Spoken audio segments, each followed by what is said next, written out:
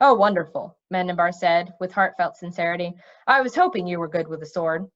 You aren't bad yourself? Cimmerian replied a little breathlessly. It's a magic sword, Mendenbar reminded her, but he felt absurdly pleased nonetheless.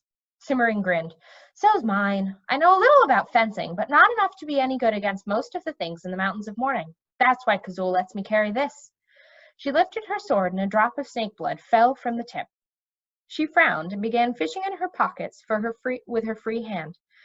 It's supposed to make the bearer impossible to defeat.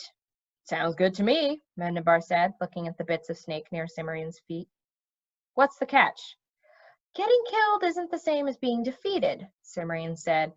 She pulled a handkerchief from her pocket, smiled, and began cleaning the sword with it. Not always, anyway, and it doesn't keep you from getting hurt either, so I still have to be careful. Do you want to use this?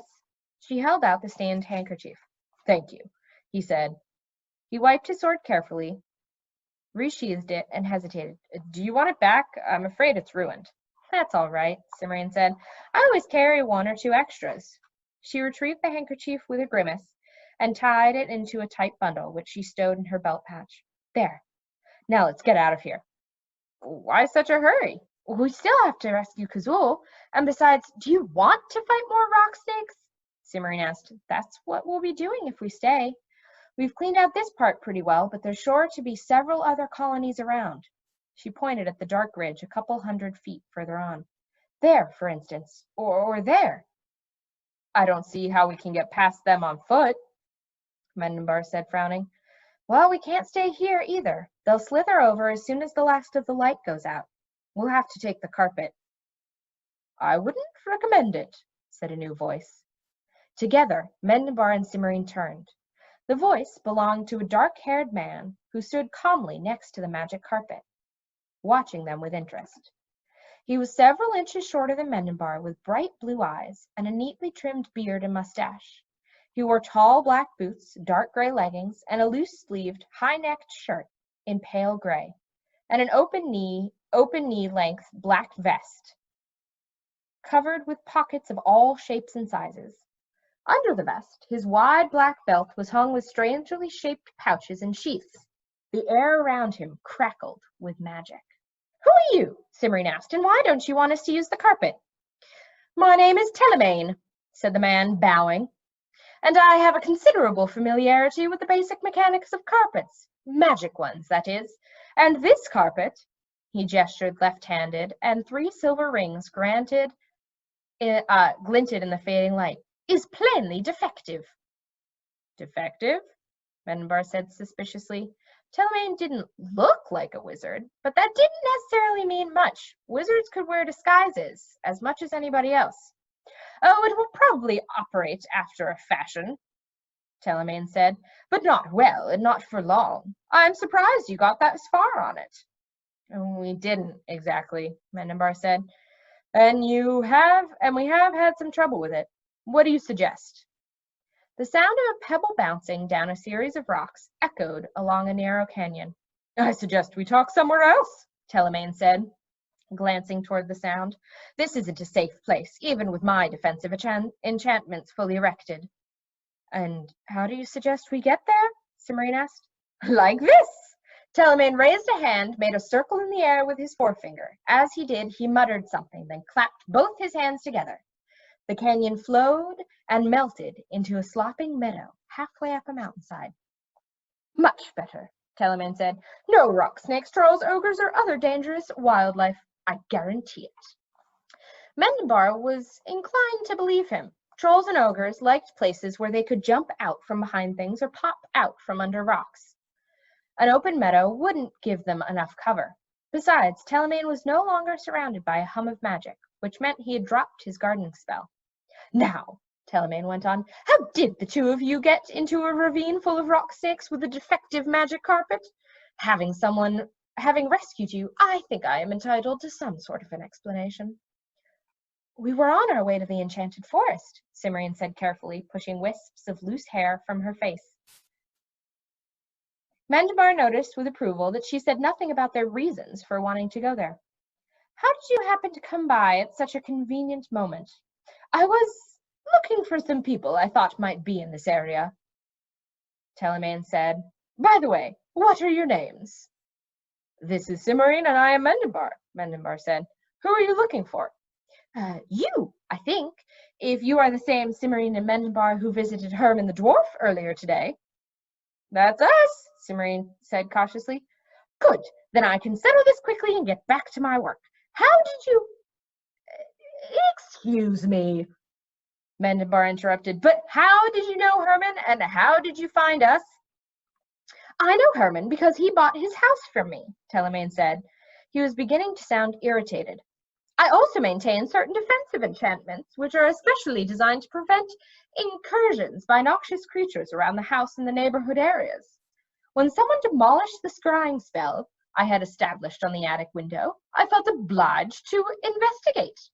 Herman was in the middle of explanations about visitors and dragons when I sensed an extremely interesting sorceress flare in the northwest. I knew that sword was going to get us into trouble, Cimmerian muttered. Before I had time to locate it precisely, there was another burst of magic, which I recognized as a transportation spell, Telemaine continued. He frowned disapprovingly. A rather confusing one.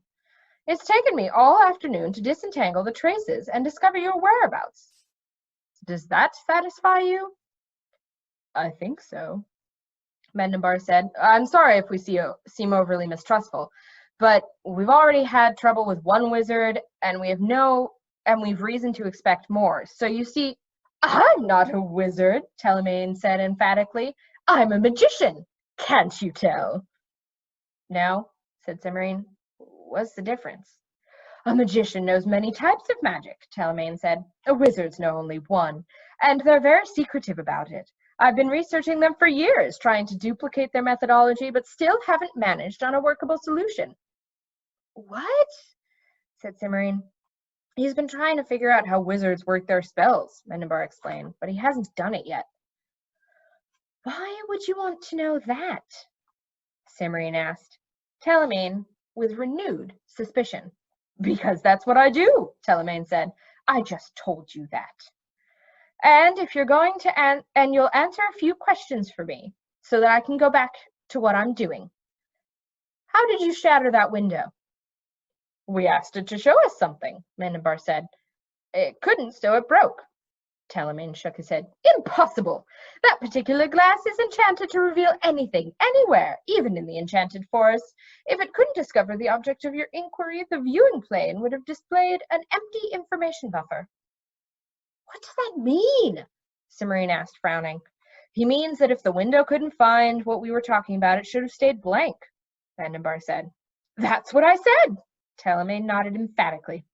It should not have broken. Well, it did, Cimmerian told him, and we don't have time to stand around arguing. We have to get to the enchanted forest and rescue a friend of mine. So would you just tell us what is wrong with our carpet? Nonsense, Telemaine muttered. You must have done more than frame a question. He intercepted a look from Cimmerian and sighed. Oh, very well. I'll examine the carpet, spread it out so I can see it all at once. They unrolled the carpet the rest of the way. Telemaine's eyebrows rose in surprise at the sight of the teddy bears, but he did not comment, for which Mendenbar was very grateful. When the carpet stretched to its full length on the meadow, Telemaine paced twice around it, frowning and gesturing occasionally. Then he turned to Mendenbar and Cimmerian and shook his head.